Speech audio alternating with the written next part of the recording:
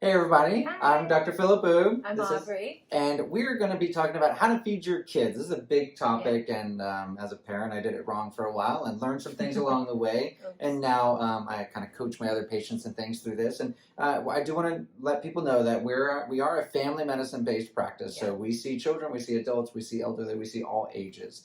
So we've learned some tips over time on how to feed your kids and how to make transitioning foods for your kids. But in this video, we're going to be talking about how to make food fun for kids, because if they don't enjoy it, if it's not a happy experience, well, that's how you develop eating disorders and things. And we're going to try to help you encourage your kids on how to eat healthy. So one of the first things, let's check my notes, we want to do to make food fun for kids is getting them involved. So if they're not involved in the kitchen, if they're not involved in the cooking process, number one, you're setting them up for failure later as adults when they leave the house and they know nothing, like myself. I chose to not get involved in the kitchen. But so get kids involved in safe ways, right? So whether it's chopping up vegetables comes to mind. But mashing sweet potatoes. There you go. You know. Or like peeling veggies, or even just rinsing them off. Right. And I say cutting vegetables, but if you have a head of broccoli and they're snapping the broccoli off and you go and trim them later, or getting the Brussels sprouts out of a little bag, whatever it may be, if kids are part of the process of seasoning and oiling and things, they're much, much, much more likely to eat the food if they have a hand in preparing it because they did that. Right. Okay? Yeah, and that being said is that you can also have them choose a part of the meal that they want to make. Say what you're having for dinner, maybe even give some options and go, what is something that you would want to eat with this? And if it's like something that's very unhealthy, have a different suggestion for them or help sheepdog them into a different way, or just make it healthier. Or give them the three options that none of them are a fail. Would you like tomatoes, broccoli, or Brussels sprouts for dinner? Perfect. And then they get a pick. You're right. I was like, ooh, I don't have kids. I'm like, what's worked?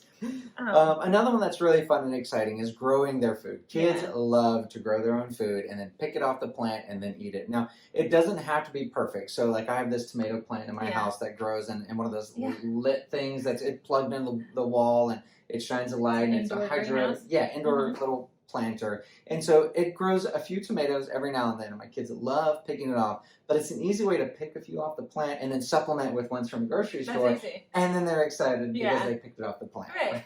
They're like, these are our tomatoes. Exactly. So getting them involved in the planting process and seeing it grow in things makes it exciting for them, and they understand it. And plus, whenever you grow your own fruits and vegetables, they taste tremendously better. And I think one thing that it's not really, it is kind of a tip, your attitude about eating healthy will shape the way that your kids eat. So if you go in there and you're like, oh, I can't wait to, I'm like, look at all these things that we grew in the garden. I can't wait to make it. I'm so excited for you to make the broccoli tonight. I'm so excited for this. Get everyone amped up, because kids love to be a part of something exciting and something that they think is fun and exhilarating. So if mom's happy or dad's happy, chances are the kids are like, oh, this might be kind of fun actually, So have that attitude. That being said, another tip is make it like a little party for them. Turn on the music they like. It doesn't matter if you like it or not. I don't care if it's the Baby Shark song or Britney Spears or Eminem. I don't know. I know I'm dating myself. Britney Spears, Eminem. Whatever. Just turn it on and make them feel enjoyable, because they're going to listen to it outside the kitchen no matter what you do. So if you make it a part of what you're doing, then they'll feel like, oh, okay, I'm a part of this. This is my experience. I'm having fun. Mom and dad are letting me listen to what I want to listen to. It's not a chore at this point. So I think that's always fun. That's always been fun for kids I've nannied. One of the office members here came up with an idea and started doing it for her kid, and so we've been telling others to do it. And so that is to film a video of you making the food, and that works for multiple ways. Kids love making videos, especially because they don't have phones, right? So they most don't. Anyway, so they love making a little video out of it, and that serves multiple purposes. One, if they're making a video, they're having fun with it, and they're going to be smiling for the camera, right?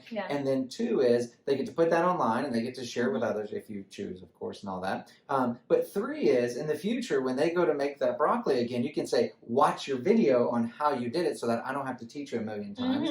And then they can start to get the hang of it, because you're basically a teacher in making the video, and you will teach, I'm saying her because this was a girl, but teaching them how to do it, and that way they get to watch it over and over again. And if they can learn those things, things, then they get excited about it. My daughter fussed at me the other day when I put the broccoli in the air fryer, and she was like, "Oh no, that was my job. You took that from me. Did? I know how to do that." I love her. That's right. She's so cute. So getting the kids involved, and that has not happened before. So Yeah. getting them involved, it makes it important to them, and they enjoy it. Yeah, and one of the girl that we're talking about is also kind of my patient, and so she at first didn't want to eat any vegetables, and then she Like made it most fun. kids. Yeah, so she made a TikTok, which is the TikTok. And then my daughter watched the TikTok. She did? Yes, and now she wants to do it. See? And see, kids love doing this. They love filming themselves and knowing that they're making an impact. Kids love teaching other kids. Mhm. They may not tell you that they do, but they really do. And they like other kids watching them. They like inspiring people. So have them do the TikTok's a great way to do it because you can make it fun and cute and silly. Mhm. So And then my daughter told her, and then she was encouraged to make more videos because that's of it. really So sweet. it's been great.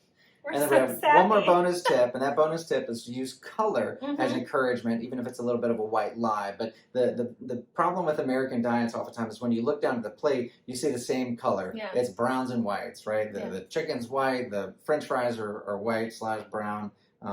Yeah. Not much color, right? So using the rainbow as encouragement. Yeah, so there's two different ways to do it. One thing I really liked when I was nannying was I had a little girl I nannied, and I said, let's make a rainbow plate because you love rainbows. Rainbows make you happy. So now your lunch can be happy, and you can carry it with you throughout the day. She loved it. So we helped pick different colors. So we had red strawberries, blue blueberries. We had some oranges in there, of course, some green veggies. But it was a rainbow plate. So she felt special taking it throughout the day.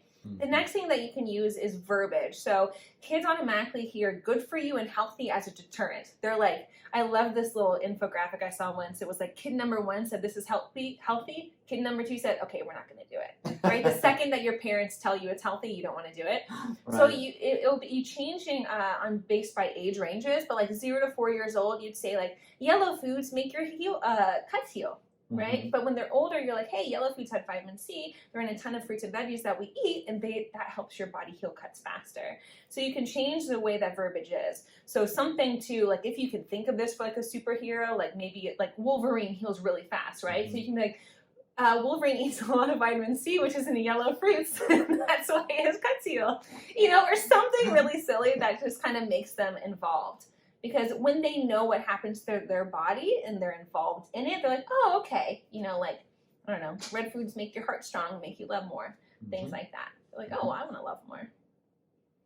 So there's lots of ways to Yeah. make it fun for kids, and so we encourage you that if you're struggling with your kids, start making it fun and see what you can do to make that happen. The next video we're going to make is actually about how to transition your kid to healthier foods, and so we're going to have lots of tips on that. So stay tuned. Of course, subscribe to our channel. Check out our nutrition course, our grocery store tour that Aubree and I have put together on as far as how to eat, what to eat, how to shop at a grocery store. Go on our website, check those out so that you can learn more, because these videos are brief and satisfy one point. But if you want to learn more about nutrition, go dive in. Until then, we'll see you next time. Bye, guys. Bye.